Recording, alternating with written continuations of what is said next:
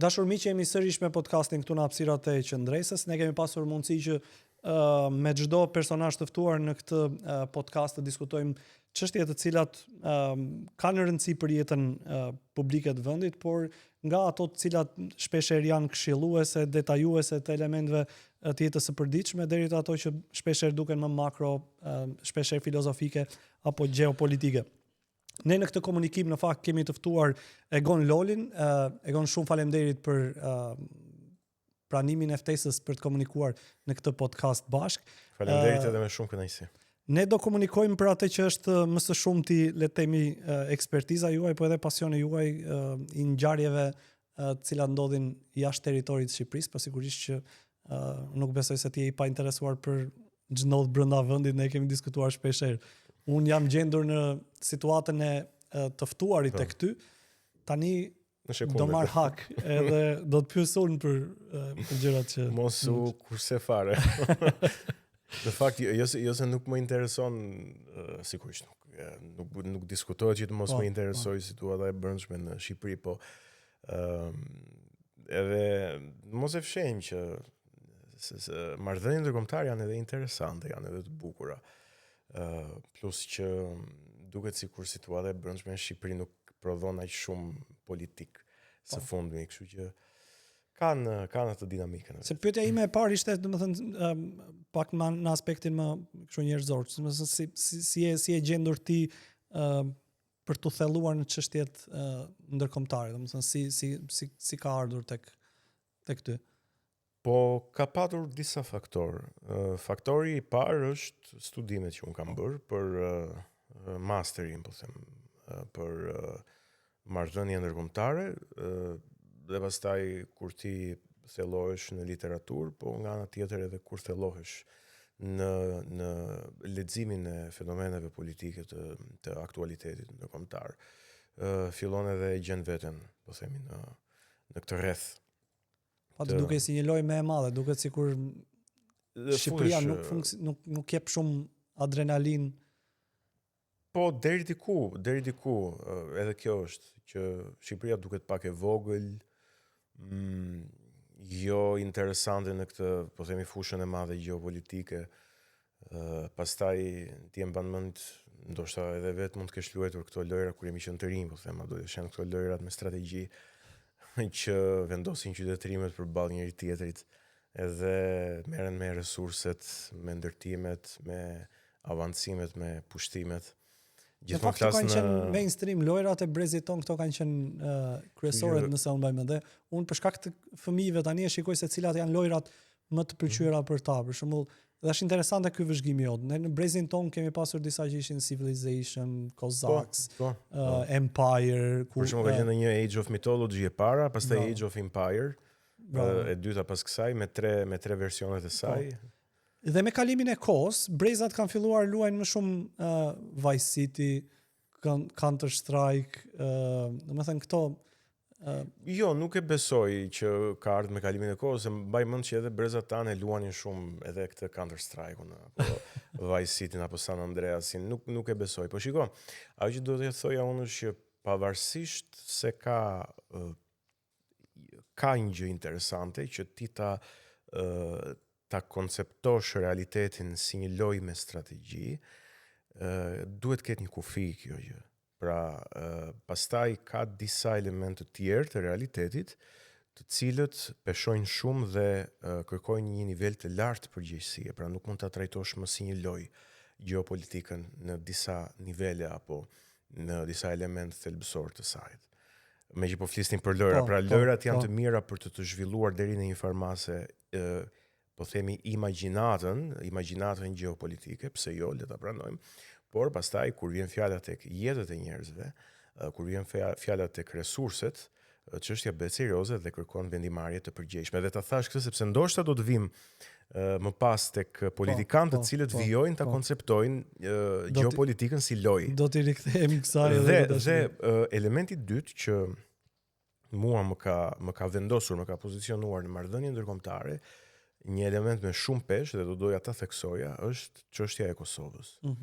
Unë, siç ti e di, kam qenë i përfshirë në situatën politike të Kosovës, dhe edhe pasi tashmë nuk jam më i përfshirë drejt për së drejti, po them, në një strukturë politike që është në Kosovë, unë vazhdoj e ndjek angazhimin me lëvizjen vetëvendosje, që kam qenë i përfshirë dikur, edhe pasi tashmë nuk jam më i përfshirë, po themi formalisht apo në mënyrë të drejt për drejt, dhe vazhdoj e ndjek me shumë interes çështjen e Kosovës dhe mendoj që situata politike dhe gjeopolitike e Ballkanit Perëndimor është mjaft interesante, ka shumë histori aty brenda, ka shumë dinamika dhe është në kuptimin e studiuesit, siç unë tashmë jam, dhe të po themi të opinionistit apo të analistit mediatik, është mjaft interesante për tu përfshirë në të. Unë do ndalem tek të dyja këto, po e mbaj pak në rafshin kështu personal pyetjet e para. Edhe pak shumë intrigues. Unë do doja të pyesja, në një situatë hipotetike ose ideale, ku do ishte vendi më i mirë i Shqipërisë në hartën e botës? Territorialisht, e ke menduar ndonjëherë? Unë mendoj që është fati ynë që Shqipëria gjendet këtu ku gjendet. Tani, ti më riktheve në kujtesë një të dhënë shumë interesante, thjesht më lejoj që ta kujtoj, nuk e mbaj mend se kush ma ka evidentuar këtë të dhënë, dhe ka të bëjë me situatën në sistemin e drejtësisë, një krahasim midis po themi vendeve të Azisë qendrore, midis Rusisë dhe Kinës, po themi vendeve si Kazakistani, Taxhikistani, Mongolia dhe vendeve të Ballkanit Perëndimor, dhe me sa unë mbaj mend, personi më ka thënë që në sistemin e drejtësisë Shqipëria është pak a shumë si Mongolia. Vërtet. Nëse unë tani nuk e di se si është Mongolia. Mos më lejoj që sepse nuk e kisha, domethënë kam kohë që kam zhvilluar këtë bisedë dhe nuk po më kujtohet, nuk po më vjen në vëmendje siç ai person ma ka thënë tamam dhe nuk dua të gaboj, po ideja është e tillë që standardi i drejtësisë së Shqipërisë është pak a shumë si standardi i drejtësisë dhe i politikës, pra drejtësisë dhe politikës. E gjithmonë kur flasim për standardin e drejtësisë kemi parasysh në raport me vendimarrjen politike. Vetëm se më shpure shumë larg, ne nuk kemi ndonjë informacion për Mongolinë. Jo, janë çështje, jo, këto janë të dhëna, besoj publike për ta kuptuar raporteve ndërkombëtare. Po për ta kuptuar jemi mirë apo jemi keq. Jo, duhet njohim se çfarë situate ndodhet Mongolia sot. Mongolia gjendet midis Rusisë dhe Kinës. Një situatë pak shpresdhënëse, po themi, sa i takon politikës dhe drejtësisë. Okay. Pra, që ti jesh njësoj ose përafërsisht njësoj me sistemin politik dhe drejtësinë e Mongolisë, ku fuzim këtu korrupsionin, pandushkueshmërinë, po them nepotizmin, klientelizmin e tjerë, do të thotë që është fati yt i mirë që Zoti, natyra, rastësia, po të duash, të ka vendosur si shtet këtu në mes të Evropës dhe jo atje midis Rusisë dhe Kinës, sepse do të ishte vërtet situatë e pashpresë. Dhe përveç këtij fati të mirë që po themi kjo klasë politike që na drejton nuk e meriton, është pastaj fati ynë i keq që edhe pse gjendemi në Evropë, krahasohemi me nivelin e Mongolisë. Po sepse ti e kape pak nga perspektivë optimiste. Pra more disa vende jo të mira të pozicionuara në hartë për treguar që ne gjithsesi kemi një vend. Pra për të treguar fatin e mirë që nuk gjendemi në atë rajon dhe për të treguar fatin e keq që edhe pse nuk gjendemi në atë rajon, jemi si ai rajon në disa tregues. E vërtet është kjo, po edhe këtu ku jemi, shpesh studiuesit janë referuar që për shkak se ne jemi një vend që historikisht kemi qenë midis kufirit të qytetërimeve, kjo ka definuar, le të themi, edhe rolin ton për të qenë gjithmonë periferia e njërit ose e tjetrit, ose fushbeteja midis të dyjave. Mendon që kjo ka pasur një rol në situatën në cilat ndodhet vendi? Shiko, unë mendoj që ne duam t'i japim shumë rëndësi vetes duke i përsëritur këto narrativa. Jo se nuk është që rajoni Ballkanit është një farë vije darse midis lindjes edhe perëndimit, por sepse roli ynë nuk ka qenë roli aktorëve dorës parë në këtë ndarje apo në këtë përplasje. Fatkeqësisht ne kemi qenë gjithmonë në pozitën e atij që e pëson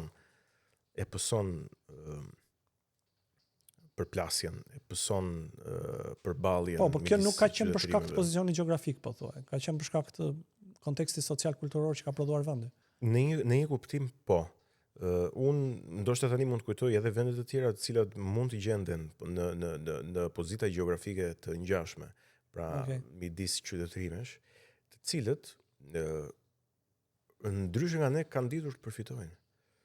Dhe nuk e kam thjesht në kuptimin pragmatist të fjalës, e kam në një kuptim të thellë të formimit dhe të ngritjes së një strukture të mirëfillt shtetërore, kulturore, politike, e të drejtësisë, e të ekonomisë mbi të gjitha, etj. Kështu që unë mendoj që kjo të qenit pra aktor të dorës dytë në kontekste ku qytetërimet ndahen nuk na justifikon për shkak se gjendemi këtu ku jemi, por na vendos përballë dobësisë son fenomenale për të mos ditur që të përfitojmë në kuptimin e shtetformimit. Edhe unë I bashkohem këtij qëndrimi, dhe unë mendoj që kjo është më afër realitetit dhe shpjegon më shumë situatën ku ne ndodhemi. Dhe rasti për shembull, në rasti e hebrejve është një shembull që tregon të kundërtën, të cilët nuk po them tani gjeografikisht si shteti I Izraelit, apo si tokë, po themi si rajoni Palestinës atje, që ka qenë dhe ajo një farë përplasje, po themi qytetërimeve, sepse është brezi I parë I fillimit lindjes mesme, por po them hebrejt të cilët si popull janë gjendur, po them në situata mes cilave kanë padur pak ose as pak mikpritje, dhe kanë ditur që të organizohen në një mënyrë të jashtëzakonshme dhe këtë duhet ua njohim. Dhe të mbajnë identitet edhe pa territor. Patjetër. E vërtet është kjo. Dhe jo vetëm të mbajnë identitet, se kjo është minimalja, po t'i japin botës atë që I kanë dhënë. Po, e vërtet. Ti ke, domethënë, mendimtar, shkencëtar, filozof, ekonomist që e kanë përcaktuar botën, duke qenë, po them, sigurisht nuk e kanë bërë këtë gjë se kanë qenë thjesht hebrejnë, po e kanë patur edhe këtë identitet me vete. Po, e vërtet. Egon, a ndjen që po jeton në kohën e dur? Kjo është pyetje që e kam bërë gjithmonë vetes. Ne kemi një ves. Ja ke bërë gjithmonë, domethënë që si ke dhënë përgjigje. Edhe po ta thoja, po diskutonim dhe çfarë. Kemi një ves ne që mendojmë. Jemi pesimist. Edhe ndoshta është kështu, është smundje profesionale e të menduarit kjo që ti je pesimist edhe të mendosh që gjithmonë një kohë tjetër do të ishte koha më e mirë se sa koha ku ke lindur. Por ta mendosh një çik më thellë pastaj. Njësoj pesimist do të ishe edhe në një kohë tjetër. Edhe sepse është çështje qasjes, nuk është çështje kohës. Po më thua që do ishte shërim të mos mendoj ose të mos kishe kështu mendim kritik për të qenë në kohën e dur. Po kjo mund të duket cinike, po mund të duket cinike, por mund të jetë një farë, mund të jetë një farë ilaçi ose një farë kure ndaj pesimizmit. Megjithatë, si njohësi mirë I historisë, ka pasur një moment ku ti do doje të ishe? Në cilën kohë do doje që? Po shiko. Ti jetoje nëse doje. Unë do doja për shembull të jetoja, meqense po ma bën këtë pyetje, do doja të jetoja në kohën e iluminizmit francez. Në kohën e iluminizmit francez, jo vetëm në Francë, iluminizmit evropian, do them. Shumë lufta e kohë. Shumë konflikte. Por patjetër ashtu është, po nuk ka kohë që nuk ka konflikte. Konflikti është bashkëshoqërues I shoqërisë njerëzore, por në dallim nga shumë periudha të tjera historike, iluminizmi përfaqëson ndoshta kulmin e shkëlqimin, po themi, apogjeun e aftësive intelektuale njerëzore dhe të prodhimtarisë intelektuale njerëzore. Interesante është, nuk e... Pra është aty ti ke mendimtarët më të rëndësishëm që kanë përcaktuar modernitetin e mëvonshëm, ke artistët më të mëdhenj që kanë përcaktuar të gjithë artin botëror të mëdhenshëm. Edhe një lloj zhvendosje për t'i dhënë qytetarit më shumë peshë, pra duket sikur ishte fundi një epoke me një është epokë epoka tjetër. e revolucionit francez, Ku njeriu i thjesht merri dimension tjetër. ku ekziston ai optimizmi i kësaj që the ti, që njeriu vërtet bëhet aktor, njeriu i thjesht bëhet aktor i fatit vet në politikë, ose të paktën, se unë nuk jam aq naiv sa të besoj që edhe në atë kohë ai u bë tërësisht, po them, zoti i fatit vet, por në një masë të madhe, deklarative, legjislative. E vërtet është. Kam frikë se mund ta ndjek pyetjen e radhës, po kush është vendi që ti ndjek më shumë, ose po them që jo vetëm që të përshtatet për të jetuar, po edhe që të ndjek në kuptimin e zhvillimeve globale, ose që frymëzohesh më shumë. Që mund të përbënte një lloj shtëpie. Vendi që mund të përbënte një lloj shtëpie. Shikoj, ndjek shumë Edhe Italinë. intelektualisht, a? Italinë ndjek shumë, lexoj shumë italisht. Po Italia duket se nuk prodhon shumë Gjeopolitikën e ndjek shumë në italisht, sepse ata kanë analizë gjeopolitik të paktën për mua të jashtëzakonshme. Ose ndoshta edhe për shkak se është gjuha që kuptoj më mirë, se po të dija gjermanisht do zbuloja, dhe është e sigurt që do zbuloja gjeopolitician edhe më të mirë akoma. Nuk kemi dyshim për këtë gjë, por duke qenë se di italisht, edhe pas kësaj jam i lidhur, po them. Dhe besoj që Italia mund të ishte. Mendojnë që, domethënë, nëse do ishte ka një vend që prodhon, le të themi, mendim politik sot, pra nëse ti vendove Francën dikur, po thua ndjek Italinë, po a ka një, apo është mendimi politik ose geopolitik është një konglomerat, Shikoj, apo ka një vend specifik që prodhon? Dikur ka prodhuar Anglia, ka prodhuar Shtetet e Bashkuara, mund të prodhojnë ende edhe sot. Në fakt, sa i takon asaj çështjes më parshme, nuk është se të përmenda Francën specifikisht, Francën. Të përmenda iluminizmin evropian dhe më shumë e përqendruar tek Gjermania sa te Franca, dhe një nga arsyet pse unë Pse te Gjermania? Kujt ju kë kishe ndërmend kur te Gjermania? Po Kanti, po Hegeli, Okay. po Marxi, Okay. po Nietzsche. Pra thjesht po të përmend kokat më të mëdha, po ka dhe shumë të tjerë jashtëzakonshëm. Mendova se po u fokusove te barikadat, prandaj. Jo, ai është dimensioni politik. Po. Ai është dimensioni politik. Pra, siç thoshte edhe Marxi, më detyrova të citoj Marxin tash. Është filozofia gjermane, është politika franceze dhe ekonomia dhe kapitalizmi anglez. Pra, tre element shumë të rëndësishëm që kanë përcaktuar Evropën moderne. Unë fokusova te filozofia gjermane, po edhe politika franceze, patjetër, se shkon paralelisht, pra, me epokën e revolucioneve, po dhe ekonomia angleze, kapitalizmi anglez, sepse revolucioni borgjez në fakt nuk është asgjë tjetër përveç se çlirimi i forcave të borgjezisë nga aristokracia e kohës, nga familjet e mëdha mbretërore, princerore. Tani për të rikthyer tek pyetja jote, një nga arsyet pse unë lexoj italisht është sepse italianët kanë përkthyer në një mënyrë të jashtëzakonshme literaturën gjermane dhe mendimtarët dhe filozofët më të mëdhenj gjerman. Duke qenë se unë s'di gjermanisht, që ti lexoja në origjinal, E arrin për aty. e arrit duke i lexuar në italisht. Kjo është një tjetër arsye. Pra italianët kanë bërë një punë kërkimore dhe filologjike shumë të mirë, në niveleve shumë të larta, po themi, akademike. Dhe sa i takon gjeopolitikës, unë mendoj që tani ajo nuk është se ka një vend të përcaktuar që vetëm ai prodhon, po them, mendim gjeopolitik, por mendoj që tani është një konglomerat. Të mos harrojmë që një pjesë e mirë e mendimit gjeopolitik, shumë cilësor, vjen nga lindja e mesme. Ta kanë zhvilluar një sistem diplomatik shumë të mirë. Katari, Turqia sidomos, Katari, Izraeli në pjesën e vet. Kuwaiti, Doha. Doha është kryeqyteti i Katarit.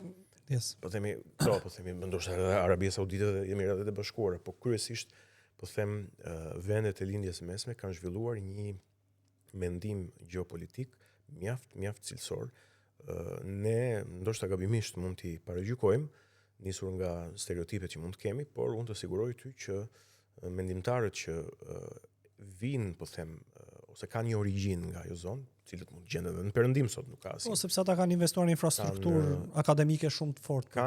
Kanë realisht një mendim gjeopolitik mjaft cilësor, i cili në shumë elemente të tij është edhe më cilësor se sa i shumë mendimtarëve evropian, apo perëndimor pa ulur vlerat e askujt. E diversifikon botën kjo, a kontribon për një botë më të paqët e gjithë kjo diversifikim i shkollave të mendimit gjeopolitik, apo është dhe një nga arsyet që sot kemi kaq shumë konflikte në zonë, sepse ne kemi parë shpesh që ka kampe tashmë nga dy hegemonit që ishin europiane ose euroatlantike. Tani kemi mendimet të shkollës ruse, Kina, Azia, janë bërë relevant disi vendet afrikane, domethënë po vjet re një potencial aty. Ndërkohë që vendet e Amerikës Latine gjithashtu janë duke u organizuar, duke krijuar forume ndërkombëtare, elemente të tilla. Domethënë ky diversifikim ose ky çmontimi hegemonisht domethënë euroatlantike prodhonte, le të themi, politik deri në një farshekulli. E ka ndihmuar apo është një nga arsyet që sot kemi këto konflikte të mëdha? Jo, mendoj që ka ndihmuar. Nuk mendoj se është kjo arsyeja primare e konfliktit. Konflikti ka për mendimin tim, ka një natyrë shumë më pragmatike se sa analiza dhe diskutimi teorik, i cili është padyshim i mirë. Unë do të thoja këtë gjë, që kur nisa të studioja për marrëdhënie ndërkombëtare, kisha një dyshim të fortë se për ç'a hyni në punë këto. Pse e them? Sepse mendoja, pra kisha një intuit, po jo thjesht intuit, po edhe nga leximet dhe nga thellimi, që marrëdhëniet ndërkombëtare do duhet të ishin me do e mos një disiplinë që e prodhon qendra e perandorisë, e prodhon superfuqia.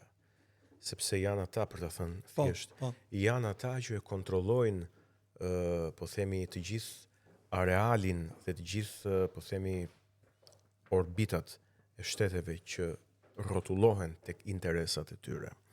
Dhe shtetet vogla që janë thjesht orbitojnë rrotull fuqive të mëdha, siç është Shqipëria, nuk e kuptoja se çfarë interesi kishte që të merreshin dhe të studionin shkollat e mendimit në marrëdhënie ndërkombëtare, më thënë ku hynin në këto. Sepse ti mëson ato që të kuptosh se si ta menaxhosh më mirë situatën, po kur je perandori. Ndërsa kur je i menaxhueshëm, maksimumi që mund të bësh është përveç se të bindesh, apo të rebelohesh, është të kuptosh. Pra të kuptosh se çfarë interesash dhe si po luhet me ty. Por pastaj kuptova tjetrin që procesi i madh i dekolonizimit të vendeve të po e them për konvencion të botës së tretë, gjatë gjysmës së dytë të shekullit të 20, futi në skenën politike globale një shumëllojshmëri shtetesh me shumëllojshmëri interesash. Dhe studimi i marrëdhënieve ndërkombëtare të ndihmojnë që të kuptosh realisht interesat dhe përpjekjet midis gjitha politike të këtyre shteteve të cilat kanë dalë nga një fazë e pavarësimit dhe dekolonizimit të tyre. Interesante, po me që shkuam shumë larg dhe dua të afroj pak me Shqipërinë. Si është raporti i Shqipërisë me le të themi me lëvrimin e kësaj politikës ndërkombëtare, domethënë sa ne vim nga një situatë le të themi të paktën në 100 vitet e fundit ku një periudhë e saj ka qenë e izoluar, ka qenë periudha komuniste, ndërkohë që tashmë në tranzicion ka një qëndrim ose reflektim tuaj si kemi luajtur ne në rrafshin ndërkombëtar. Kemi arritur do të prodhojmë ose të kuptojmë apo të përfitojmë në raste të veçanta nëpërmjet politikës ndërkombëtare?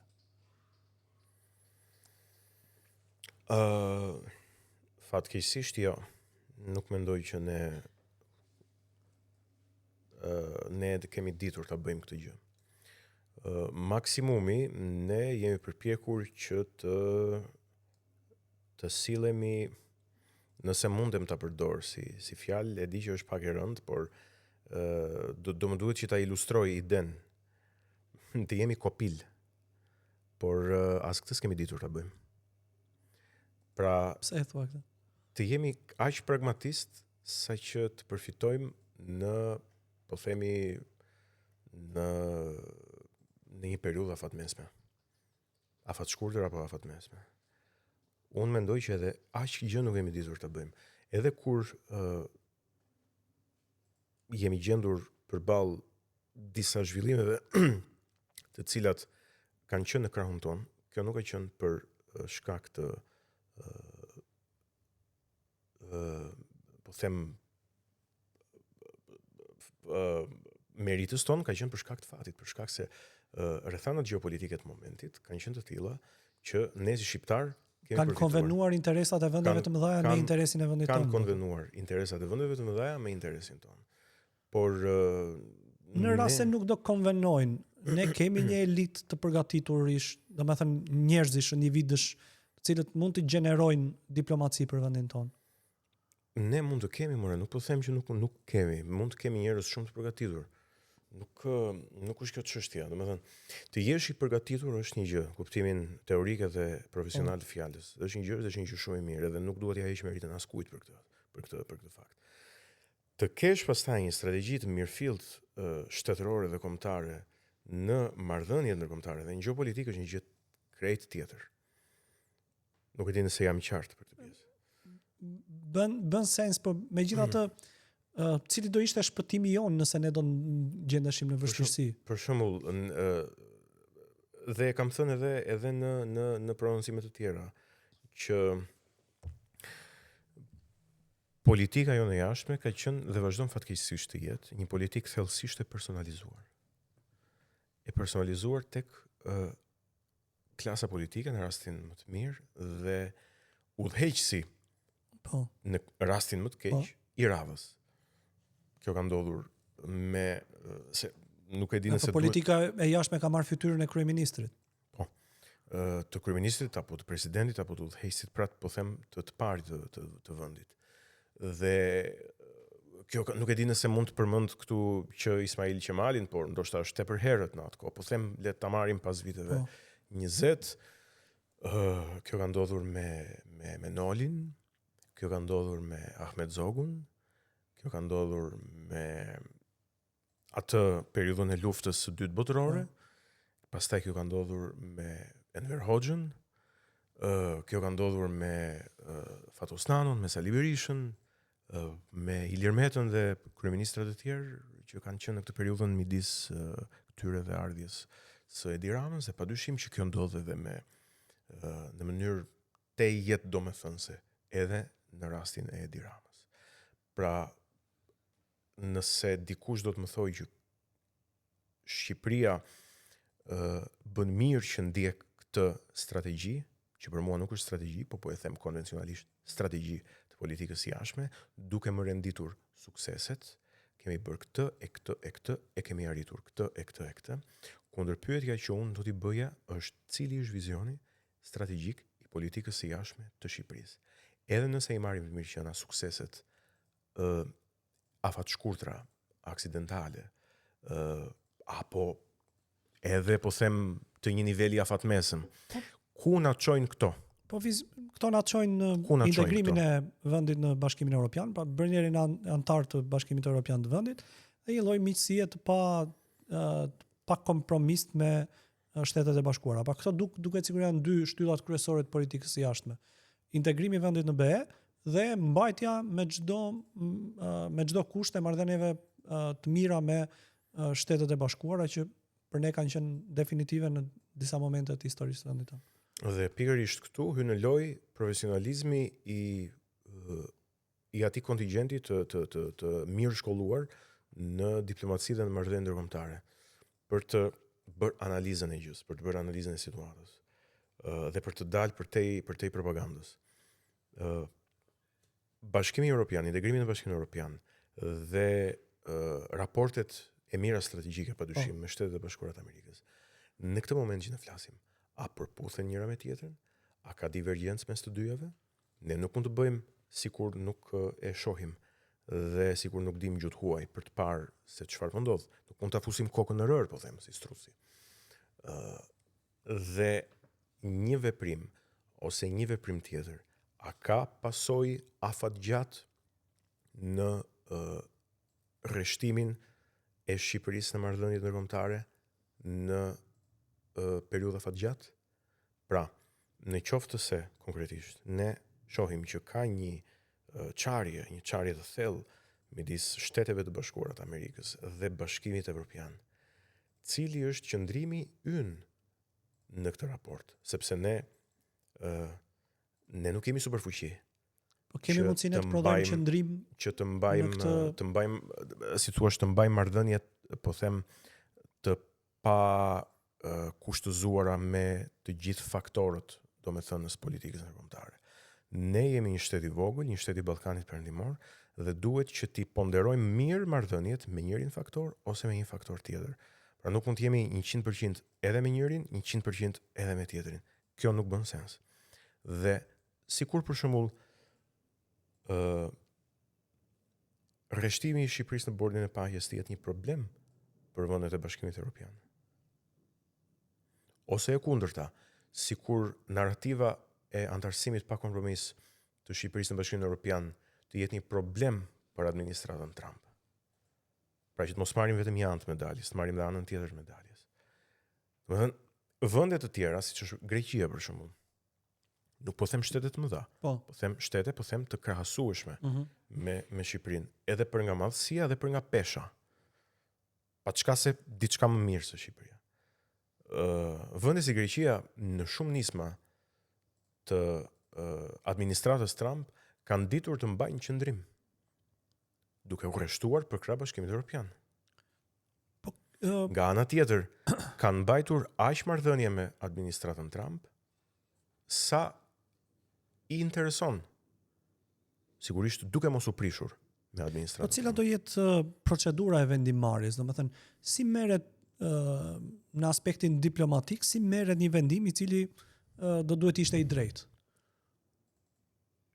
Pra, juve thatë që ne kemi pasur një politikë të jashtme të personalizuar dhe kryeministrat e radhës së vendit kanë përcaktuar politikën e jashtme sipas perspektivës së tyre. Në rast se do kishim një vendimarrje, do ishte e drejtë që sërish kryeministri i vendit ta definonte këtë?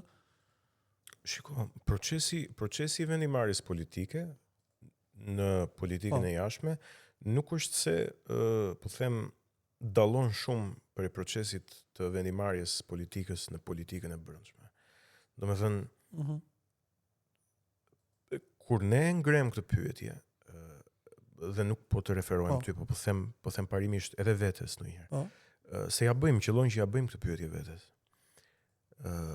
Ne në fakt tregojmë se sa shumë jemi larguar nga kultura demokratike, se sa shumë kemi haruar që vendimi në thelb, vendimi politik i brendshëm ose i jashtëm, është një vendim kolegjial, është një vendim që duhet të ketë legjitimitet i gjerë në popullsi. Shiko, jo shumë kohë përpara e solla shembullin e Amerikës, duke ju referuar luftës konkrete me Iranin, që po ndodh tani. Dhe thash që sipas studiuesve, analistëve, vendet demokratike, po specifikoj vendet demokratike, siç janë Shtetet e Bashkuara të Amerikës, e kanë shumë problem që të përfshihen në luftra të nivelit të mesëm, siç është kjo me Iranin. Ato nuk e kanë problem të përfshihen në luftra ose operacione të vogla, për shkak se kostot janë të ulta dhe kohëzgjatja është e shkurtër. Nuk e kanë problem të përfshihen në luftrat mëdha, siç janë luftrat botërore, për shkak se ekziston një konsensus i gjerë dhe legjitimitet i madh popullor për të përfshirë në një luftë të drejtë të madhe, por luftrat e nivelit të mesëm, as këtej, asadnej, pra ku kozjatja është e madhe, shpenzimet janë të mëdha, distanca është e largët nga ana tjetër dhe nuk ka një konsensus të gjerë popullor. Këto janë problem dhe kjo lidhet drejt për së drejti me çështjen e vendimarrjes demokratike në politikën e jashtme. Për ta sjell pastaj tek rasti konkret i pyetjes tënde i Shqipërisë. Kur ti merr një vendim, së pari përpara se të shkosh deri tek ai vendim, ti duhet të kesh një plan të qartë të politikës së jashtme të Shqipërisë me të cilin ti ke dalë ke bërë fushatë dhe ke marrë vota së pari. Pra ti ke një imagjinat për Shqipërinë, një imagjinat politike për Shqipërinë, një imagjinat për politikën e brendshme, për sektor si ekonomia, si arsimi, si shëndetësia, etj. Ke edhe një imagjinat politike, një vizion politik për politikën e jashtme të Shqipërisë. Pra, cilët janë partnerët strategjik, cila është vija e politikës së jashtme, ku synon të shkojë Shqipëria në X vite dhe cilët do të jenë, po themi, elementët që do ta përbëjnë këtë në kuptimin e ndërtimit. Në raport me këtë luftë, për shembull Shqipëria është përfshirë në kuptimin që ka edhe një rezolutë edhe një vendimarrje të parlamentit që deklaron Gardën Revolucionare Iraniane si organizatë terroriste. Po kjo më kujton mua në fakt Dhe kjo është bërë me kolegjialitet, domethënë përfaqësuesit e popullit kanë marrë një vendim pothuajse unanim për këtë. Pastaj këtu lind problemi tjetër se sa legjitim janë ata që quhen përfaqësues popullit. Pra, ku e kanë ata burimin e legitimitetit, e kanë tek te votat, në fakt e kanë te kryetarët e partive, nuk e kanë tek votat. Te pavarësia e tyre thuaj. Ata janë të emëruar nga kryetarët e partive, nuk janë të zgjedhur nga populli. Kemi mënyrë tjetër për ta matur. Po, ky është realiteti në thelb. Megjithatë ne dhe ata i përgjigjen interesave të kryetarit të partisë. Nëse kryetari i partisë shkon dhe takon një të akuzuar për krime lufte, në kërkim nga gjykata ndërkombëtare e drejtësisë, siç është kryeministri i Izraelit, dhe ata që emëron kryetari i partisë do të votojnë, po them, çdo gjë që kryetari i partisë u paraqet. Po në raport me luftën në Iran ne nuk kemi një vend pa impaktuar. Do të thotë ne jemi sulmuar në kuptimin kibernetik, të dhënat personale të shqiptarëve janë vënë në rrezik nga këtyre grupeve. Pra ka një dinamik ngjarjesh që vendet të tjera të rajonit mund të mos e kenë në raport me Iranin. Është kjo një lloj justifikimi për të intensifikuar, si thua, edhe reagimin ton në këtë situatë. Shqipëria ndërmori një hap të mirë atëherë kur hoqi ambasadën e Iranit. Po. Për shkak të këtyre zhvillimeve, po themi. Patjetër që këto janë përpjekje destabilizuese të një shteti ndaj një shteti tjetër. Dhe në marrëdhënie ndërkombëtare këto janë akte shumë të rënda. Pyetja ime është, çfarë priti Shqipëria që nuk e shpalli Iranin shtet sponsor të terrorizmit pikërisht kur ndodhi ajo ngjarje? Pse e shpalli Iranin tani kur u fut Izraeli në luftë me Iranin? Është pikë pyetje. Ose kur u fut Amerika në luftë me Iranin. Kam përshtypjen që e dyta është më relevante. Nuk është se ka ndonjë dallim të madh në interesat e tyre në lidhje mesme. Amerika dhe Izraeli. Po e zëm Amerika. Pra, në qoftë se ti ke një vizion për të dalë te pyetja e mëparshme, në qoftë se ti ke një vizion për politikën e jashtme dhe në bazë të këtij vizioni ti e kupton se cilët shtete, po themi, dhe ka edhe një strategji kombëtare të sigurisë edhe të mbrojtjes. Ne duhet ta kemi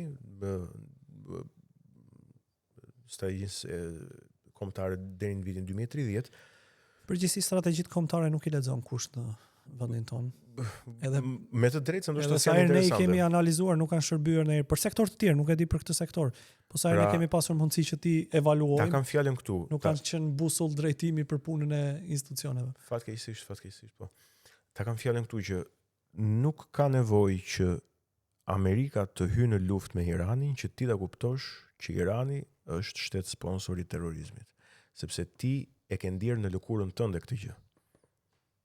Ti e ke ndjerë në lëkurën tënde këtë gjë. Ka që thjesht. Kishe një moment tjetër ti. Në marrëveshjen e vitit 2020 mes ish kryeministrit Kosovës Abdullah Hoti dhe presidentit Vučić në Shtëpinë e Bardhë, nëse mban mend, një ndër pikat e marrëveshjes ishte shpallja e Hamasit, organizatë terroriste. Një tjetër, po themi, organizatë që pretendohet se ka marrë financime iraniane. Pavarësisht se çështja me Hamasin është tjetër dhe ka kompleksitetin e vet. Nuk është e njëjta gjë si me Hamasin dhe me Hezbollahun, që është një proksi drejt për drejt i financuar Iran dhe i programuar dhe i strukturuar, po themi nga milicia shiite. Pse nuk të shkojë në mendje ty që për t'u afruar me administratën Trump të bëje një rezolut tjetër ku shpallje proxy të Iranit siç ndodhi tani me Hezbollahun, i shpallje, po themi, organizata terroriste.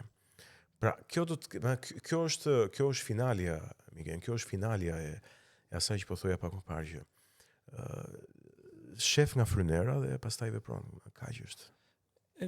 Është interesant, e kam përshtypjen edhe për publikun. Ku informohesh kur bëhet fjalë për lajmet e gjeopolitikës, sepse në këto ditë, në këto muaj kaq intensiv me konflikte, ka edhe një prapje shumë të madhe të fake newsit, ose atë që është në ndihmë të inteligjencës artificiale deepfake-u, që ti shikon gjithandej informacione që edhe në mënyrë audiovizuale përshkruajnë diçka tjetër që nuk është le të themi e vërtet. Edhe këto janë kryesisht vijnë nga burimet të pa autorizuara nga profilet ndryshme në rrjetet sociale. Inteligjenca artificiale po bën namin sidomos me videot tani nga lufta me Iranin edhe. Si mund të jetë një mbrojtur, si mund të jetë i mbrojtur, domethënë ti si bën një filtr vet, domethënë si arrin ta evidentosh vet, që mund të shërbejë edhe dëgjuesve. Shiko, së pari gjithmonë duhet që njerëzit të referohen mediave të mëdha. Mediave të mëdha ndërkombëtare. Për shembull Al Jazeera, për shembull Times of Israel, për shembull Reuters dhe Associated Press me gjitha, për shembull New York Times, The Guardian. Tani kjo varet edhe nga, po themi, biasi që secili ka, pra ku priret ideologjikisht. Unë të solla ndoshta ca media të cilat po mund ta bësh mesoren vet nëse shikon të tëra këto nga pak thua? Dhe pastaj varet edhe nga përvoja. Varet edhe nga përvoja që vetë personi fiton. Pra sa vite është në tregun e qarkullimit të informacionit. Sa vite ka që u referohet mediave, në çmë mënyrë konsekuente i ndjek këto media, se më thënë të mëson vetë puna se si ti të fillosh edhe të ndërtosh filtrin e brendshëm për të kuptuar, po themi, një lajm që është i vërtet nga një lajm që është i rrem.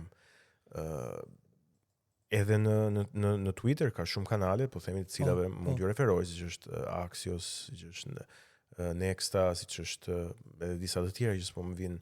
A mund ta marrim neve kuptimin? Po ka dhe analist, pra edhe analistëve që janë në këto platforma mund t'u referohesh. A mund të marrim kuptimin e vërtet të shkallës së konfliktit nga media? Sepse për shembull është interesante kur opozita bën këtë le të themi protestën e përjavshme ose për muajshme të mëdha përballë Ramës. Ato për një shumicë të madhe të qytetarëve janë le të themi të izoluara, nuk afektojnë ndonjë gjë të drejtë për drejtë në jetën publike të vendit. Por në një moment caktuar, në një ditë, në një orar të natës, shkojnë edhe hedhin molotov edhe godasin me fishek zjarr kryeministrin. Ndërkohë që ishte një moment që unë shikoja që mediat më të rëndësishme ndërkombëtare që unë ndiqja, Al Jazeera, CNN, Daily Mail, elementet ndryshme që ishin në ata adresarin tim, shikoj shortcat, reelsat të luftës që ndodhte midis qeverisë shqiptare dhe opozitës, dhe ti merje perceptimin që Shqipëria është një arenë konfliktuale midis njerëzve dhe domethënë konsideroj veten luftë. A mundet që ne të mislead ose të keq kuptojmë shkallën e konfliktit që ndodh shpeshherë në botë nga informacioni shpejt që marrim shumë nga kjo rrugë komunikimi? Po, është e vërtet që ndonjëherë ajo se çfarë pasqyrohet mediatikisht edhe kur është e saktë. Pra kur nuk është fake news, ka prirjen që të perceptohet, po themi, ndryshe nga ç'është realiteti në terren. Është efekti i distancës për ngjarjes ky.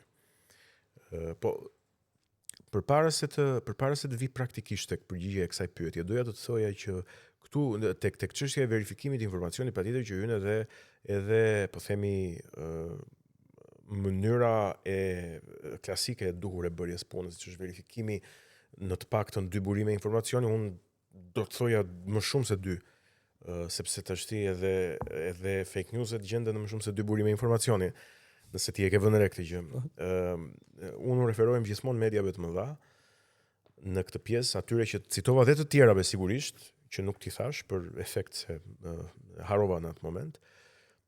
Tani që të marrësh shihen e vërtet të intensitetit të një ngjarje, pra sa realisht është ajo ngjarje, aq sa pasqyrohet, unë, siç ta thash dhe ta përmenda pak më parë, përpiqem që tu referohem pastaj analistëve të caktuar, të cilët gjenden dhe janë referencë në rrjetet sociale, kryesisht në X, por edhe në rrjetet e tjera sociale, të cilët për ngjarje të caktuara, për shkak të kontakteve që kanë, ose për shkak të ekspertizës që kanë edhe sensin e përshkrimit të duhur të atyre ngjarjeve. Pra, në qoftë se bie fjala rasti konkret, çështja e ngushticës së Hormuzit. Në raportimet mediatike, edhe për efekt të gjuhës, po edhe për efekt të kohës së raportimit, një lajm nuk mund të shpjegoj të gjithë kontekstin, se aq është ai 4-5 paragraf, ai nuk është ese. Po për efekt të përdorimit të gjuhës, ti lexon vazhdimisht mbyllja e ngushticës së Hormuzit,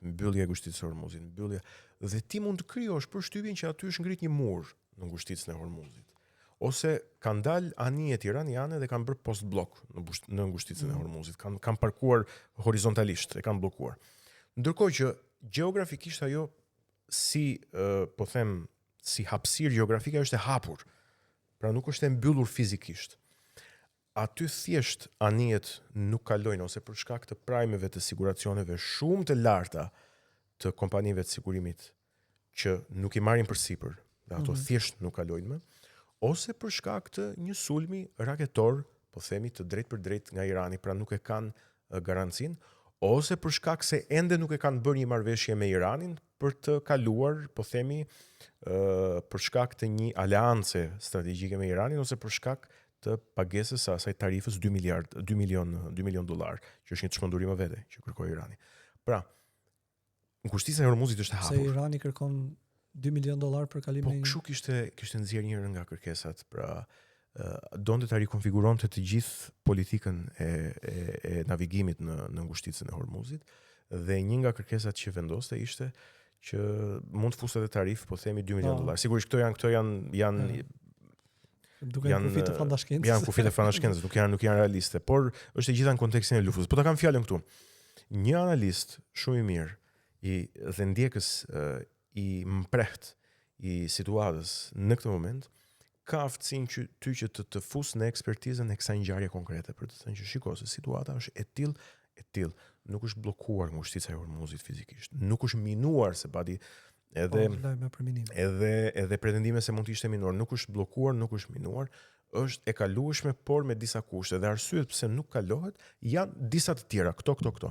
Pra, eksperti që fatmirësisht gjendet në rrjetet sociale, që duhet jetë patjetër i besueshëm dhe i referueshëm, kjo nuk diskutohet, ty ka mundësi që të dekriptoj atë që një lajm në pamje të parë nuk ta dekripton dot për shkak të gjuhës së informacionit dhe për shkak të kohës që kanë në dispozicion. Është interesante, pra për të pasur një mundësi më të mirë informimi është të klikojmë mediat prestigjioze ndërkombëtare të mëdha, më pas të kryqëzojmë informacionin për vërtetësinë e informacionit, pra që diçka ka ndodhur apo s'ka ndodhur.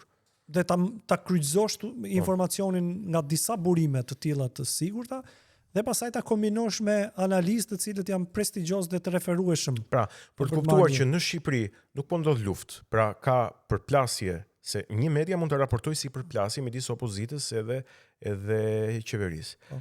Po për të kuptuar se në çfarë shkallë cilësie është kjo nga sasia në cilësi, në çfarë shkallë realisht është kjo përplasje, pastaj duhet futesh po themi tek ta që dekriptojnë.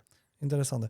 Unë dua të kthehem pak tashmë edhe tek ajo që e prekëm në fillim, që ishte marrëdhëniet e Shqipërisë dhe Kosovës. Edhe dua të pyes pak, ka pasur një ngjarje të ditës së djeshme për le të themi të gjykatës kushtetuese të Kosovës që rrëzonte dekretin e presidentes Vjosa Osmani për t'i dhënë një afat 34 ditor, 35 ditor mos gaboj, për të zgjedhur presidentin e ri.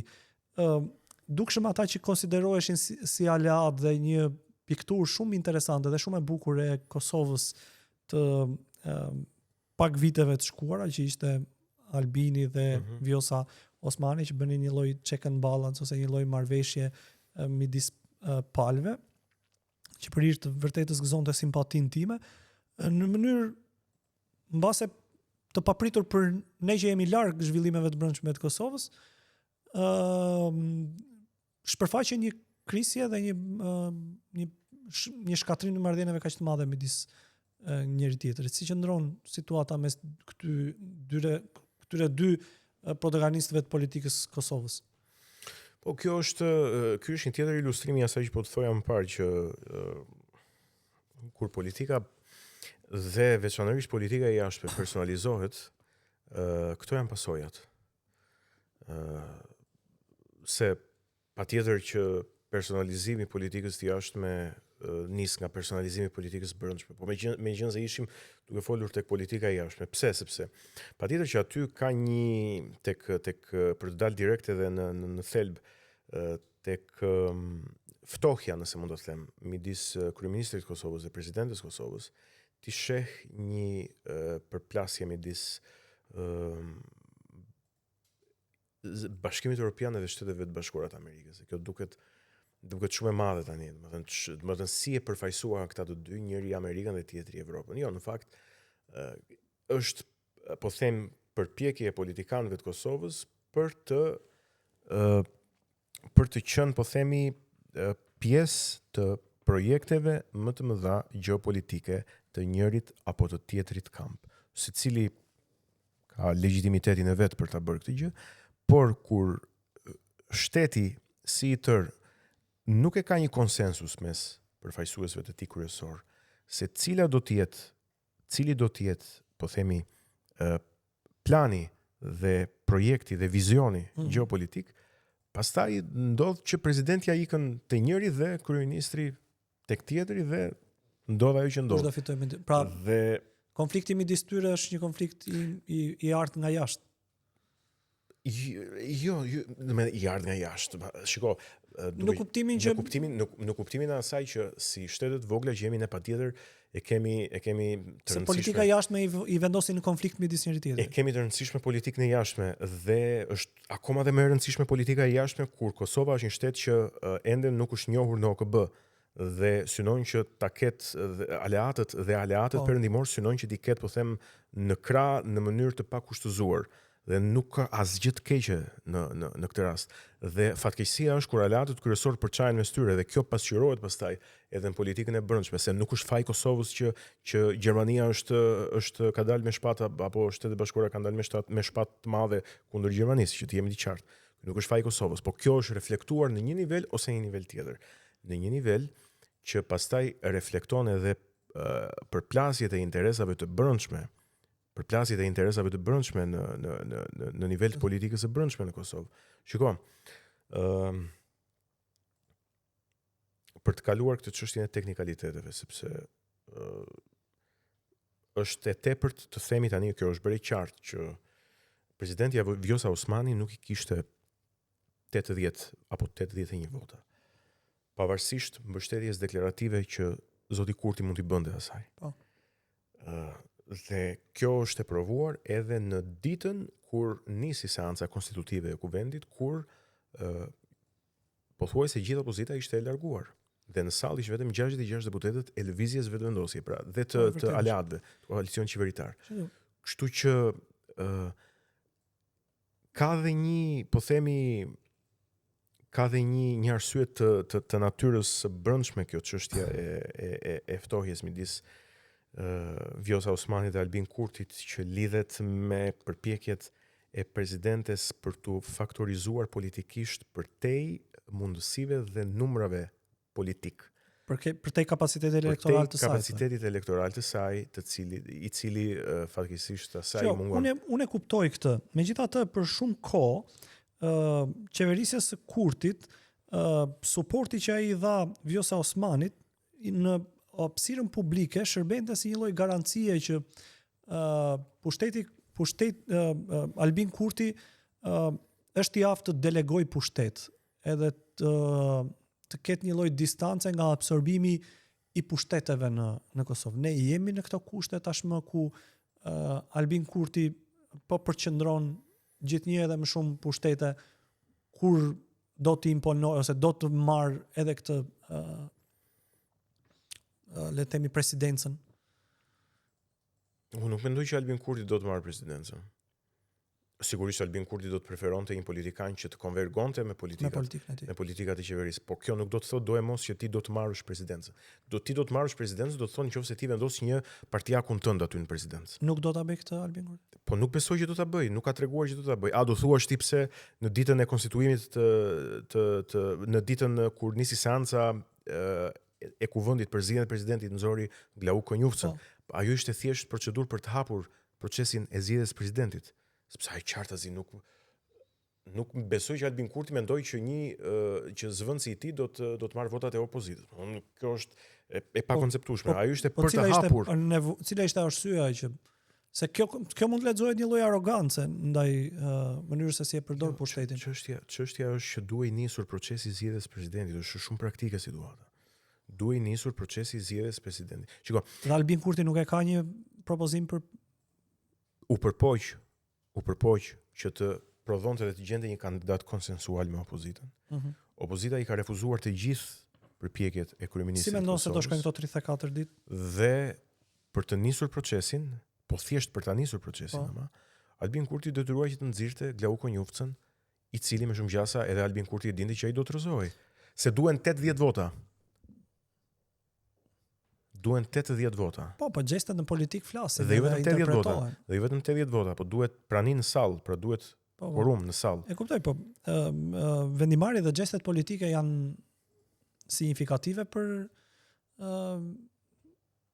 për palët që të lexojnë se cilat janë qëndrimet dhe devizat, se në ekipin e tij mund të kishte një figurë pak më konsensuale ose pak të militantizuar brenda partisë së vet se sa Glauq Konjufca. Megjithatë, kjo mbretet për të parë, po për ju si mendon se do shkojnë këto ditët e dhëna nga gjykata kushtetuese? Do ja dal politika kosovare të mos prodhojë një krizë, po themi që u bë tashmë një vit e gjys që një vit e pak. Një vit e muaj.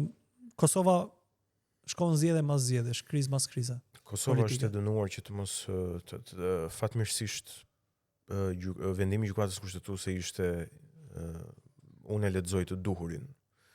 E lexoj në përput tani. Unë nuk jam konstitucionalist. Po gjithsesi opinionin tim modest, po them, e lexoj të duhurin edhe në përputhje me parimet kushtetuese. Kështu që fatmirësisht Kuvendi i Kosovës ka edhe 34 apo 33 ditë dhe duhet që ta bëj, po themi, zgjedhjen e presidentit. Kam frikë Miguel se mund shkohet prapë në zgjedhje duke parë sjelljen e opozitës. Ata janë tërësisht refraktar që të flas hapur. Po ata kanë refuzuar çdo lloj përpjekje për të gjetur një kandidat të përbashkët. Dhe në propozim të fundit Partia Demokratike e Kosovës, e cila, po themi, doli me një propozim, ishte kandidat partijak. Pra, kushti që i vendosën lëvizjes vetëvendosje ishte që ne do ta bëjmë quorumin vetëm nëse ju votoni një kandidat partijak nga ne. A nuk është kjo rezultati i gjuhës agresive të Albin Kurtit kur i drejtohet partive opozitare? Le të themi, nëse ju jeni ndjekës i rregullt i komunikimit politik në Kosovë, po fjala vjen kur Albin Kurti menjëherë pas mbylljes së zgjedhjeve të para 2 radhëve ka përdorur një gjuhë jashtëzakonisht fyese agresive ndaj partnerëve, që më pas zgjedhjet treguan se do të kishte nevojë. Dhe menjëherë pas saj ajo detyruar të korrektoj diçka, po dëmi ishte bërë tashmë. Dhe askush nga partitë opozitare nuk mundet t'i qasej, ndërkohë që ti i tregon aq shumë distancë. Dhe një lloj padëshire për të negociuar me ta. Unë s'di që partitë s'di që Albin Kurti të ketë me ndonjë përjashtim të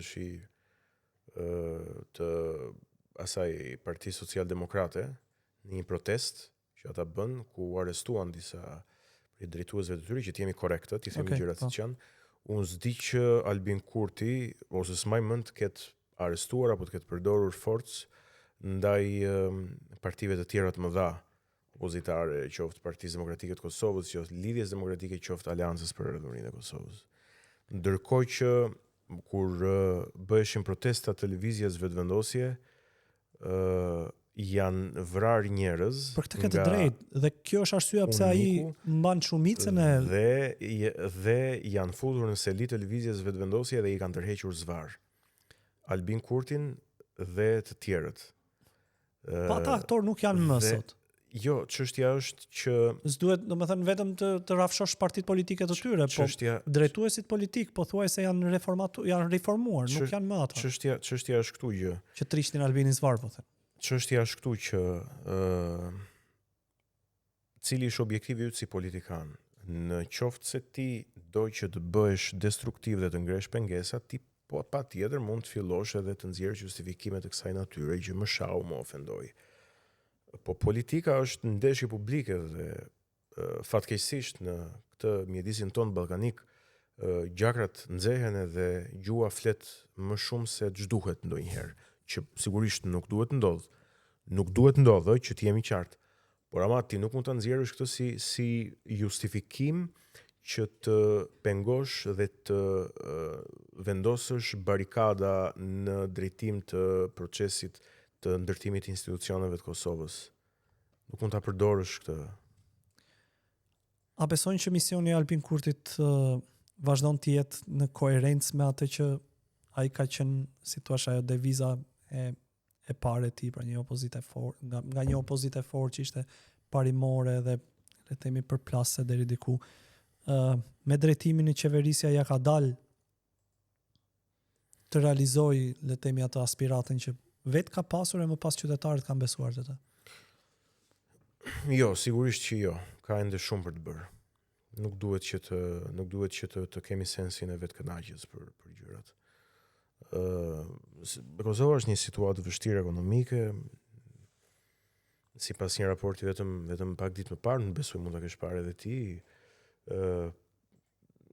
50% e personave në moshë pune në Kosovë nuk janë të përfshirë në tregun e punës, ndërkohë që papunësia është rreth 14%, 13.14%. Dhe mendoj që ky është problemi më i madh që kanë vendet e Ballkanit Perëndimor, vendet e vogla si puna jon, si Shqipëria dhe si Kosova, çështja e ekonomisë dhe po vërtet. E mirëqenies. Jo se vendosja e suverenitetit shtetëror në veri të Kosovës nuk është e rëndësishme, është shumë e rëndësishme padyshim, ka të bëjë me procesin e shtetformimit, shtetndërtimit dhe me stabilitetin e vendit, shumë e rëndësishme. Mos harrojmë që ka jetë njerëzish të marrë për atë gjë dhe që e kanë dhënë për atë gjë. Po nga ana tjetër është përditshmëria ajo që vendos dhe të jep, po themi, legitimitetin më të madh. Pra ka bërë disa gjëra të mira në drejtim të rishpërndarjes së financave për studentët, për gratë lehona, për pensionistët, rritjen e pensionit minimal, ka bërë gjëra shumë të mira në drejtim të sigurisë së Kosovës, për rritjen dhe dyfishimin e përvitshëm të buxhetit të mbrojtjes, për blerjen e pajisjeve dhe të armatimeve të fjalës fundit në disa sektorë të mbrojtjes, për trajnimin e forcave të Forcës Sigurisë Kosovës, Pra, unë shoh që ka një vullnet mirë qeveria e Albin Kurtit për të bërë gjëra të mira dhe për të punuar, por gjithmonë duhet të ketë po aq sa vullnetin e mirë që e ka, duhet të ketë edhe sensin e fort të korrigjimit dhe të vetë kritikës. Duke qenë se përballë ka një opozitë e cila është tërësisht destruktive dhe jo thjesht kritike. Dy pyetje të fundit për Kosovën, edhe ne do kalojmë në një rubrikë që është komenti i 5 fotografive që unë komunikoj me miqtë e mi, sipas perceptimit që ata marrin. Po dy pyetje të fundit për faktorin Kosovë janë Albin Kurti ja doli të qeverisi i qetë, le të themi, sepse në një moment të caktuar ai u bë inkluziv, u bë arriti të marr nga kundërshtari diçka edhe për ta që ishte Vjosa Osmani. Nëse e mbaj mend, Vjosa Osmani ishte një nga starët e partisë kundërshtare të tij dhe ai arriti të të përdorte mekanizmin e pushtetit për të thënë që ti zonjë e nderuar nuk po gjen hapësirë brenda partisë tënde, por unë mundet të akomodoj në një pozicion që është jashtëzakonisht i rëndësishëm në vend dhe të dy bashkë ne mundet që të bëjmë një punë të mirë për vendin. E ka të vështirë ta bëj tashmë? Pra nëse një herë Albin Kurti ja dha opozitës presidentin, nuk mundet ja jap sërish, sepse nuk ja dha opozitës presidentin. Jo se ka gjë të keqe të japësh opozitës presidentin, po them nuk ja dha opozitës. Pra Vjosa Osmani pra ishte bëri një shkëputje. Po ishte kundërshtari politik në zgjedhje. Jo, nuk mund të them që ishte kundërshtari politik. Ishte formalisht kundërshtar, po nuk Vjosa Osmani doli qartësi në. Nuk ishte në radhët e tij, po sigurisht nuk ishte në radhët e doli qartë kundër partisë së vet. Po mund të ketë një situatë, domethënë nuk ka shërbyer kjo për mësim që diçka e ngjashme të dalë, të ndodh tashmë edhe të mos kemi krizë tjetër. Shiko, unë mendoj që bashkëpunimet janë në funksion të çështjeve dhe të kauzave. Bashkëpunimet edhe kompromisi. Nuk është mirë që kompromisi të jetë per se, të jetë në vetvete, sepse pastaj e komprometon edhe misionin e politikës. Dhe e fundit, ajo që më shqetëson mua, përgjithsisht nga sa mund ta ndjek politikën e Kosovës, është që gjua midis të cilën vetvendosja i qaset komunikimit është që ne jemi ata që mund të shpëtojmë Kosovën, ne jemi ata që mbrojmë interesin e Kosovës, dhe kushdo tjetër jashtë nes nuk është për interesin e Kosovës deri në tradhtar të interesit të Kosovës. Pra kjo gjua që e ndan e polarizon shoqërinë, unë mendoj që minimalisht nuk është pozitive në mënyrë afatgjate, por edhe afatshkurtër i shkakton këto problematika vendit vet. Mendojnë që le të themi është kështu gjua midis cilën operon partia vetvendosja, që bëhet fjalë për kundërshtarin e tij politik. Nëse dhe për t'ju rikthyer në fakt se edhe doja të thoya diçka në lidhje me gjuhën. Dhe të falenderoj që më dole sërish në shteg. Ato preferoja unë që kundërshtarin tim politik ta cilësoja me epitete si tradhtar apo jo, që janë goxha pejorative, janë të fundit, se çfarë mund të ketë për te i tradhtarit. Jo, sigurisht nuk do preferoja. Por radikale është kauza, nuk është gjuha. Këtë gjë shpesh ne nuk e kuptojmë. Është kauza, është çështja. Është çështja ajo që e drejton pastaj gjuhën që të thot ato që thot. Do të thotë që Kosova gjendej dhe vijon të gjendet ende në disa dimensione për shkak të një politike të ardhur nga partitë e tjera në një situatë mjaft të vështirë sa i takon kapjes së shtetit dhe integritetit kombëtar. Mos harrojmë që për shkak të atyre partive të tjera dhe tani këtu mund të ketë njerëz që mund të më thonë që është për shkak të planit të Ahtisarit, të një kompromisi të domosdoshëm që duhej bërë për shpalljen e pavarësisë së Kosovës, se shteti, pra pavarësia e shtetit është më e rëndësishme se disa kërkesa që ti mund të kesh. Ka operuar mes kompromisesh Kosova? Po, dakor, pra, po them deri në çfarë mase dhe pastaj këto kompromise e radikalizojnë çështjen në thelb. Dhe gjuha ndjek radikalitetin e çështjes, nuk është gjuha që prodhon radikalitet në këtë moment. Dhe për shkak të atyre partive të tjera, Kosova sot gjendet përballë një kërkese të vazhdueshme nga ndërkombëtarët për të themeluar asociacionin e komunave me shumicë serbe në Kosovë. Kosova është gjendur përballë kërkesave të vazhdueshme për të dhënë diçka nga sovraniteti dhe integriteti i saj në shkëmbim të disa përfitimeve, të cilat mund të kenë qenë të mira, por të pakrahasueshme me integritetin territorial dhe kushtetues të vendit. Dhe pasi ka qenë problemi i madh i kapjes së brendshme të shtetit dhe i korrupsionit galopant, ku shteti ishte kthyer në një tav kadaifi, baklavaje për pushtetin e partive që sot janë në opozitë.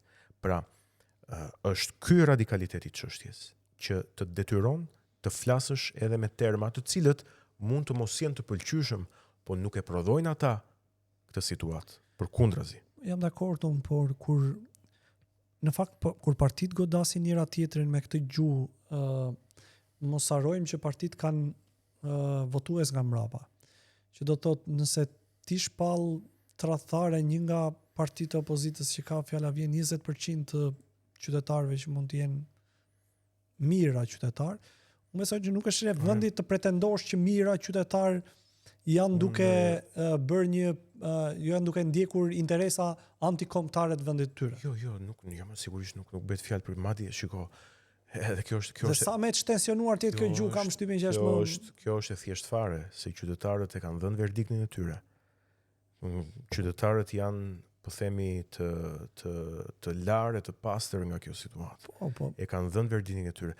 Dhe unë, çfarë shpresoj unë personalisht, unë shpresoj që qytetarët e Kosovës ta gjykojnë Albin Kurtin për çështjet e ekonomisë dhe të mirëqenies së tyre. Ta mbajnë përgjegjës se sa ka arritur të t'i përgjigjet me reforma konkrete që i ka premtuar për hir të së. Se po t'jetë për këto çështje, po këto i ka të fituar Albin Kurti edhe 3 mandate të tjera.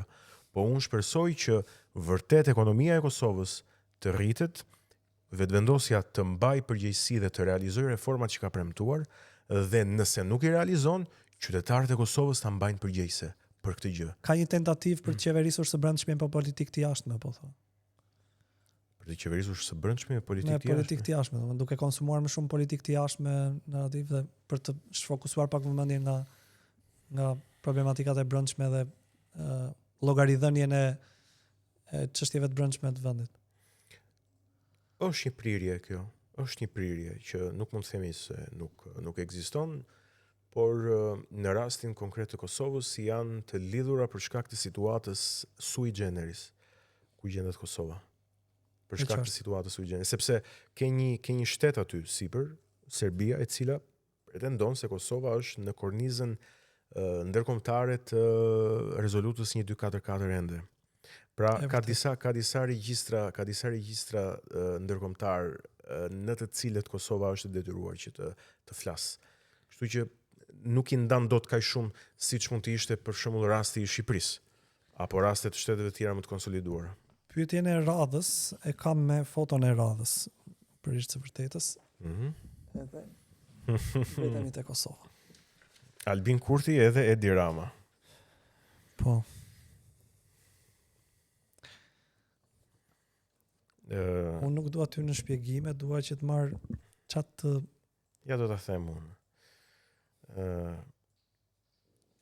Shpesh edhe në panele televizive ku unë gjendem, kam vënë re që përpiqen ti portretizojnë në ngjashmëri me njëri tjetrin.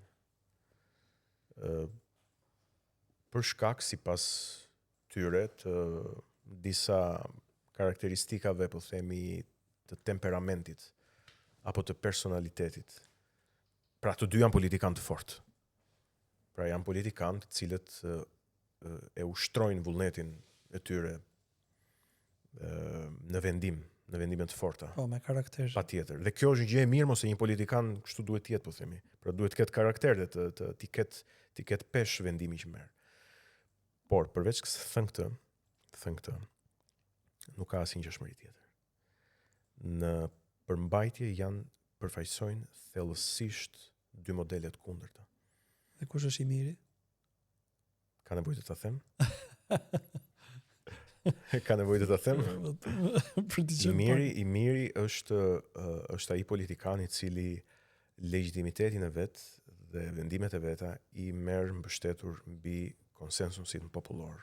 Pra, është ai që del votohet për vendimet që merr. S'po them që prapë se të dy janë të votuar.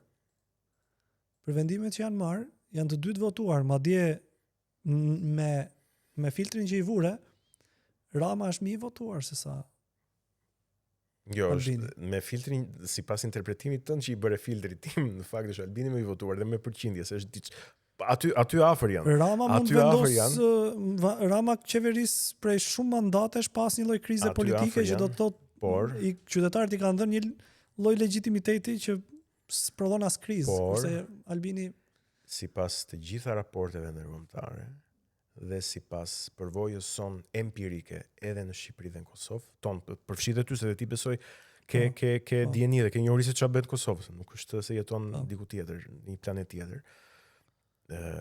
Shqipëria është një vend që ka probleme të mëdha me zgjedhjet, ndërsa Kosova është një vend që organizon ndoshta zgjedhjet më demokratike në rajon.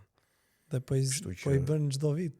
Kështu që zgjedhjet, shiko, hiq problemin Rapa ka imiti sepse me arrestimet e fundit për për transformimin e Shqipëria votës. është autokraci dhe sipas raportit fundit ti e ke lexuar, Shqipëria konsiderohet autokraci. Mirë, në nivelet e demokracisë, në nivelet elektorale. e demokracisë Kosova mbetet shumë më mirë. Kështu që Por këta dy lider nuk ngjajnë me njëri tjetrin, janë përfaqësojnë për te shakave që mund të bëjnë përfaqësojnë modele të kundërta. dhe kanë të pamundur të bashkëpunojnë me njëri tjetrin. Për shkak të skaj. Mua më vjen mirë që Albin Kurti është përpjekur të tejkaloj këto diferenca dhe të bashkëpunojë me qeverinë e Republikës së Shqipërisë për hir të çështjeve të përbashkëta ndërshtetërore, të marrëveshjeve të përbashkëta, por e shoh vështirë përmbajtësisht. Ja kuptoj vullnetin e mirë, por e shoh të vështirë përmbajtësisht. Pra Albini ka tentuar të bëjë hapa, ndërkohë që Shiko, Rama secili prej tyre mund të pretendojë se ka tentuar të bëjë hapa. Edhe Rama mund të pretendojë se ka tentuar të bëjë hapa dhe Albini mund të pretendojë se ka tentuar të bëjë hapa. Çështja është hapa për çfarë dhe në drejtim të kujt.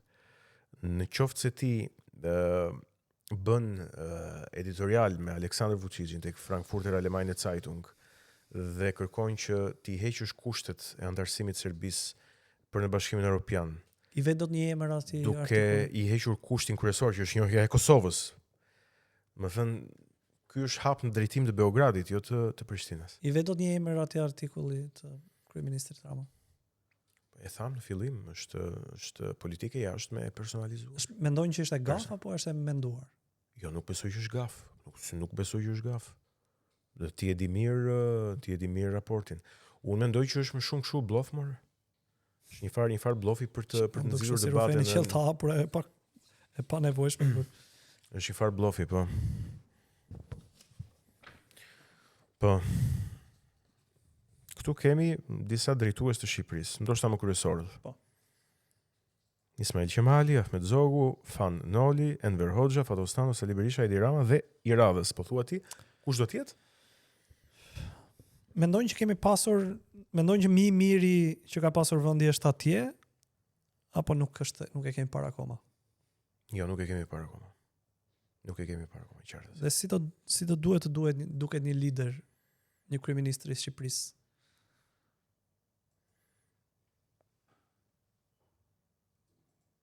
Shiko, se nuk duaj që të bëm patetikë, qartazi.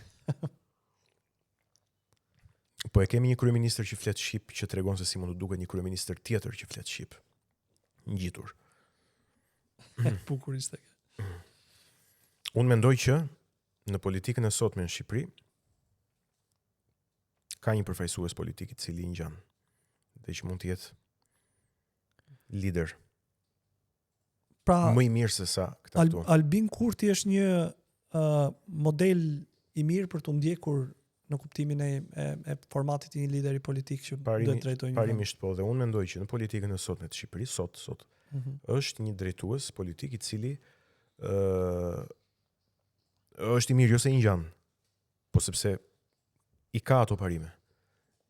I ka ato parime të demokracisë edhe të respektimit ligjit.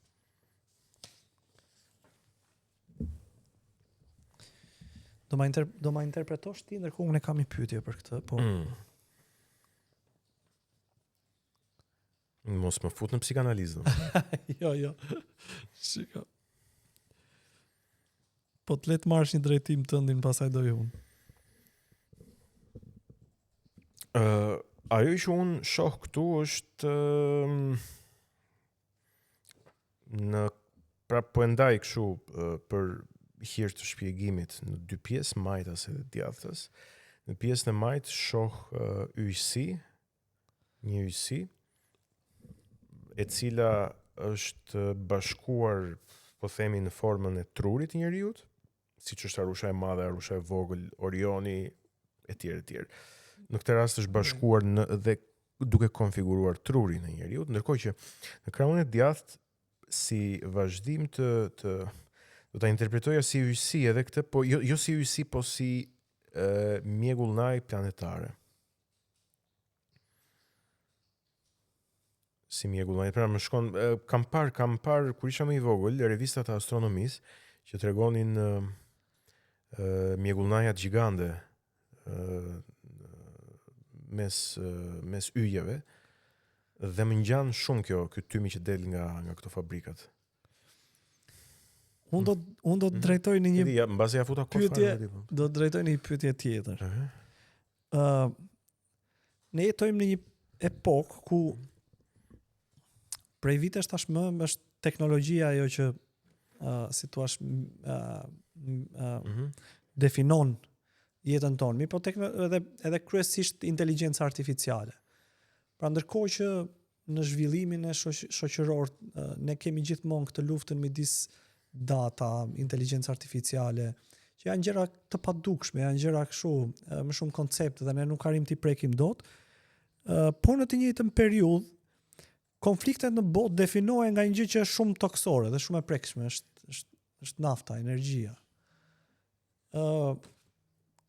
Nuk e di si të vjen kjo ty, që pavarësisht se në një aspekt të jetës ne shkojmë kaq futurist, ndërkohë kombet dhe vendet mbeten po pra peng të asaj që është bazike, që është kështu, është fosile, është brenda në tokë. Të dyja burim konfliktesh për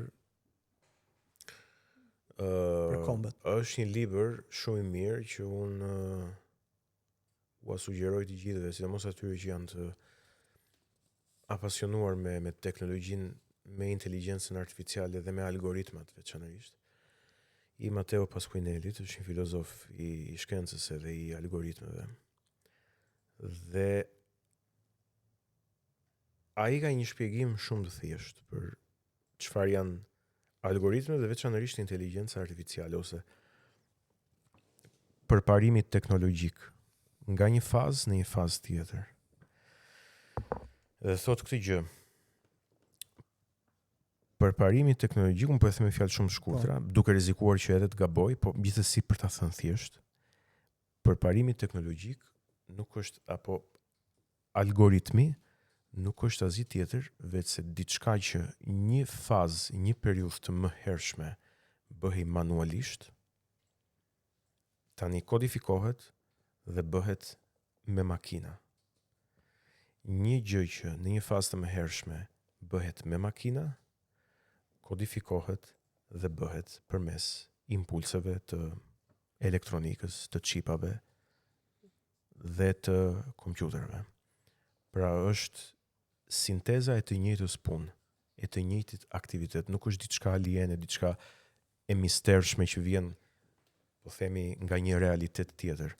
Është thjesht suprimimi I realitetit ekzistues të forcave të prodhimit që kanë qenë në një periudhë. Qëllimi mbetet I njëjtë. Por qëllimi mbetet I njëjtë.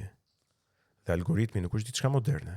Algoritmi është e lashtë sa vetë bota. Edhe subjekti mbetet I njëjtë, pra njeriu, synoj njeriu. Algoritmi është mënyra se si ti zgjidh një problem.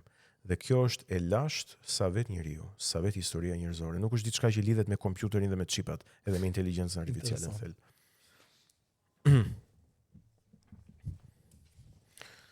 Ky është rajoni gjeografik i Ballkanit pa Rumaninë. Pa Rumaninë, pa Vojvodinën dhe pa një pjesë të Serbisë, të Kroacisë. Kam bërë do të thënë që kam marrë nga një kërkim i thjeshtë. Thash Ballkan, më nxori këtë dhe thash po ta është Ballkani poshtë një lumi, po. Për Ballkanin.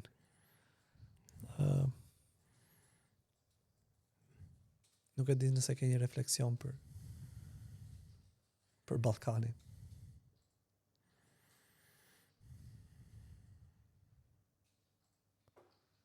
Ballkani është vend shumë i bukur me një natyrë të mrekullueshme. Ma bëre kështu. Ma bëre interpretim nisi.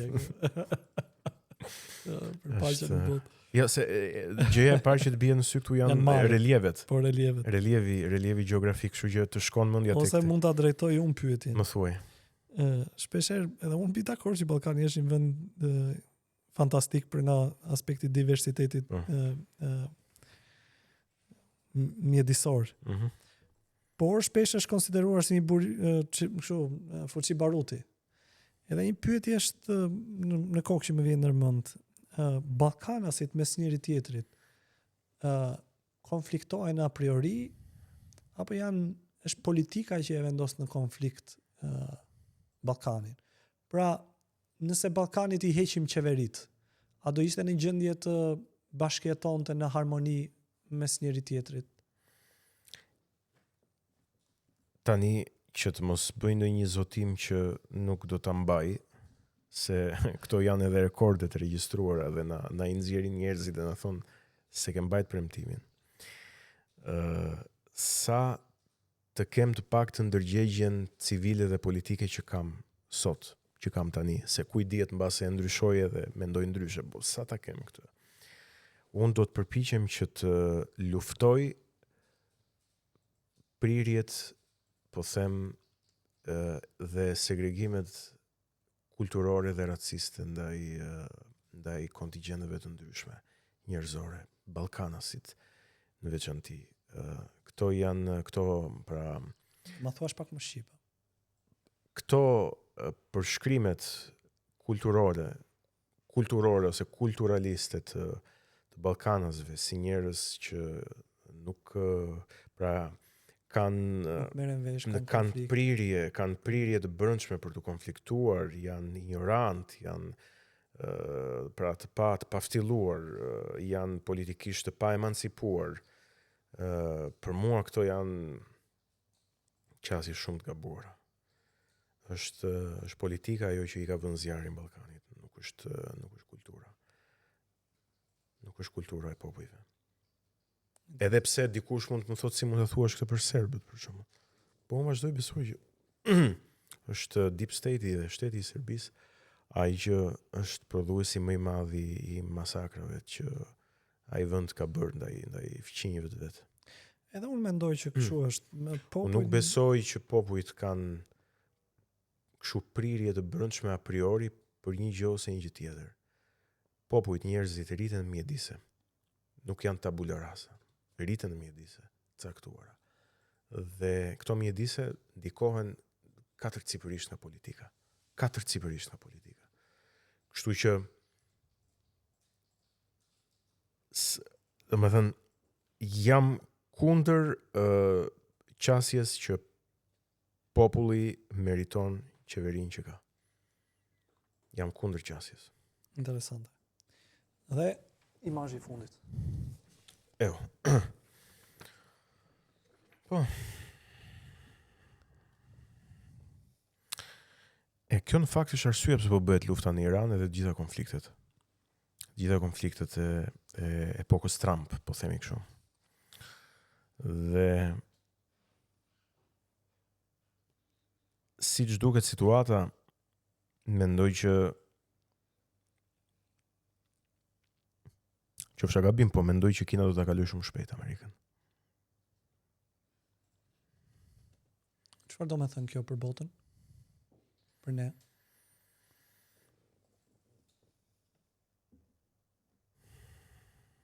Nuk e di. Nuk jam i Zoti që t'i jap një prognozë. Por mendoj që Shiko. Më lejoj që t'jem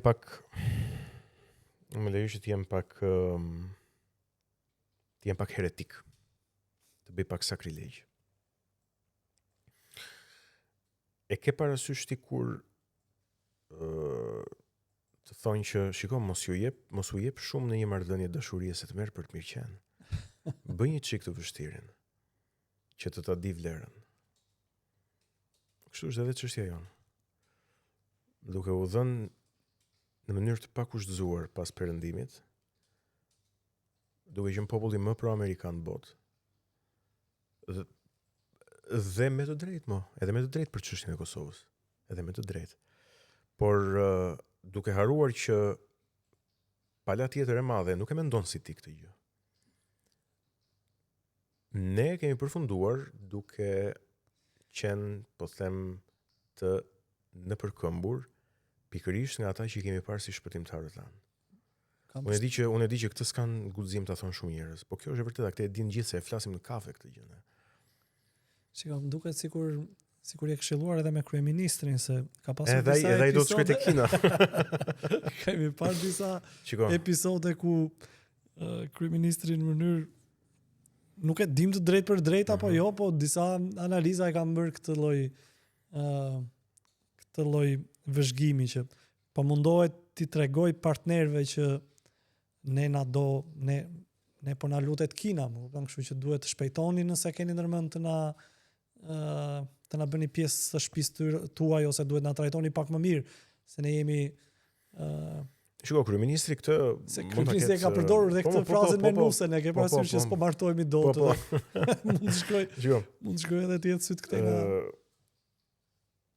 kryeministri këtë mund ta thotë për arsye të tija, të arsye të tjera që nuk po dua t'i hyj tani. Por ne e dim shumë mirë që në marrëdhënie ndërkombëtare nuk ka miqësi të përhershme, nuk ka dashuri të përhershme, ka vetëm interesa të përhershme. Dhe ne nuk jemi budallënj të fshatit apo. Ne duhet kemi çik më shumë respekt për veten. Po nga se vjen respekti për veten? Vjen nga fuqia që ke. Dhe kjo është gjë që ne duhet të bëjmë. Dhe për aq kohë sa ne nuk ndërtojmë dot fuqi, duhet të mbetemi budallënj të fshatit. Unë dhe të gjithë e kuptojnë këtë gjë që ajo se çfarë ka vlerë në marrëdhënie ndërkombëtare nuk është e drejta, është fuqia. Fuqia e bën drejtën. Fuqia kur je i fortë ke edhe të drejtë. Shkove te kryeministri Kanadas. Ne duhet që të bëhemi të fortë, ne si shqiptar, si Shqipëri dhe si Kosovë. Ne duhet të bëhemi të fortë, vëlla, të fortë. Dhe si bëhemi të fortë? Si çuna në kafe, o vëlla, duhet të bëhemi të fortë. Si bëhemi të fortë?